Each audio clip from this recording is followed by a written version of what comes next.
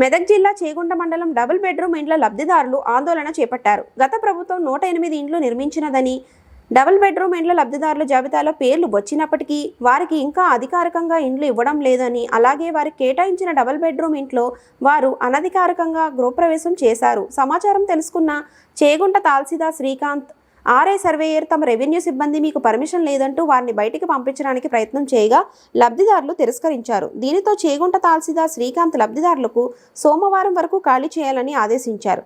అనంతరం double బెడ్రూమ్కు RI Santosh ఆధ్వర్యంలో వాటికి తాళం వేసి సీల్ వేయడం జరిగింది. చేసేదేమీ లేక లబ్ధిదారులు ఆందోళన చేపట్టారు. బాధితులు మాట్లాడుతూ, మాకు కేటాయించిన డబుల్ బెడ్రూమ్ ఇండ్లను తక్షణమే మాకు ఇవ్వాలని, లేని ఎడల మాకు చావే శరణ్యమని అన్నారు. ఇప్పుడు ఇలా ఇంటికి తాళం వేసి మమ్మల్ని బయటికి పంపిస్తే మేము ఎక్కడ తలదాచుకునేది? మాకు ఎలాంటి సొంత ఇండ్లు లేవు అని, మాకు జాబితాలో వచ్చిన పేర్ల ప్రకారమే తక్షణమే మాకు ఇండ్లు ఇవ్వాలని డిమాండ్ చేశారు. ఈ విషయంలో తహసీల్దార్ శ్రీకాంత్ని వివరణ కోరగా, లబ్ధిదారుల గురించి గతంలో లిస్టు ఫైనల్ చేయగా కానీ దానిలో కొన్ని సమస్యలు ఉన్నాయని, దానికి ఇప్పటి వరకు గుత్తాదారు ప్రభుత్వానికి అప్పచెప్పలేదని, గుత్తాదారు ప్రభుత్వానికి అప్పచెప్పిన తర్వాత ప్రభుత్వం నిర్ణయం ప్రకారం లబ్ధిదారులను మళ్ళీ ఎంపిక చేసి దాని ప్రకారం లబ్ధిదారులందరికీ ఇవ్వడం జరుగుతుంది. అప్పటి వరకు ఎవరూ కూడా అక్రమంగా ఎక్కడికి పోయి ఉండరాదు అని అన్నారు.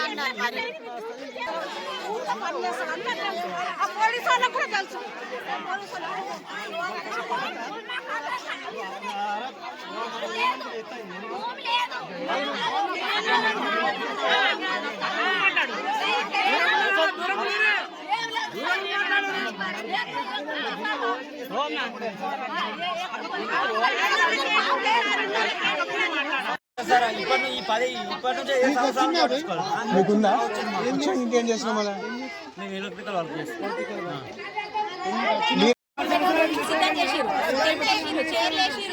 ఎంఆర్ఓ వచ్చిండు, ఎంపీపీ వచ్చిండు, వార్డు మెంబర్లు వచ్చిండు. వచ్చిన తర్వాత ఇచ్చే మూమెంట్ లో ఆయన క్యాన్సిల్ చేసి పడేసి అప్పుడు నివాస యోగ్యంగా ఉన్నందుకే కదా ఇచ్చేందుకు రెడీ అయింది. మరి కూడా మాట్లేదు 2 నెలలు కాదు 2 ఏళ్ళ గుడక ఇంకా తర్వాత ఉడక మచ్చిస్తారో నమ్మకం లేదు తెలుసా. ఇప్పుడే మంచలేరు, తర్వాత నాకు ఇస్తారని నమ్మకం ఏంది? ఎందుకు కట్టలేక మాకు సుఖంగా అనిపిస్తున్నాయి. ఇప్పుడు ఆడపిల్లలు అంతే. ఈ అసలు రాజకీయాలు ఎందుకు వస్తారు? ఎలక్షన్ల ముందు ఆయన అమ్మ కాళ్ళు మొత్తం ఓటు అయ్యూరు అంటారు. అప్పుడు ప్రతి వాడుతారు. మరి రూములు అంటే మాకు కేయాలు కట్టుకుంటాం. నెలకి 7,000 8,000 ఏ నుంచి కట్టాలి? ముగ్గురు ఆడపిల్లలు మేము